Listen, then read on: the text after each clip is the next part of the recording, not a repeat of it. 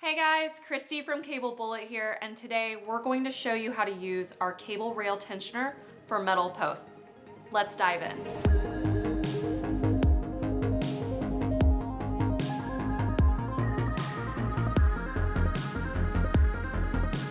The cable rail tensioner for metal posts is designed for use with aluminum and steel posts. This can be our aluminum signature series post or your own custom posts. It uses our universal tensioning mechanism, so it's the same tensioner no matter what sort of post you are using. Like all Cable Bullet tensioners, these are made from marine grade T316 stainless steel, so they'll last a long time with minimal maintenance. If you're using our signature series posts, the installation process is very simple since the posts are pre-drilled. Just set your bullets and then run your cables. There are a few other considerations if you are providing your own posts, but we'll get to those in a minute. To install your tensioners, you'll use the bullet driver supplied in our installation kit.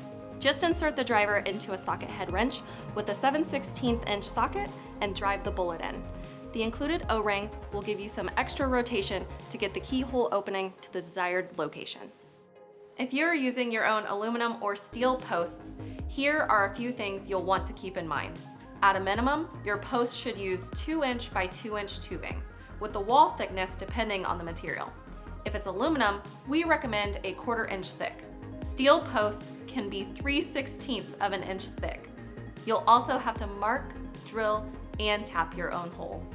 It sounds more difficult than it actually is. For aluminum posts, you'll drill a 37/64 inch pilot hole. Steel posts will need a 19/32 inch pilot hole. For either type of post, you'll tap it with the 5/8 by 18 fine threaded tap. From here, it's just a matter of cutting, crimping, and tensioning all of your cables. We have separate videos covering these topics, which are listed in the description below, so be sure to check those out. That said, the process is the same across the entire Cable Bullet system. Take your crimped end with a lobed washer and insert it into the tensioner. Then drive in your set screw. Run your cable through any Cable Bullet spacer bar kits and intermediate posts, and then repeat this process at the other end.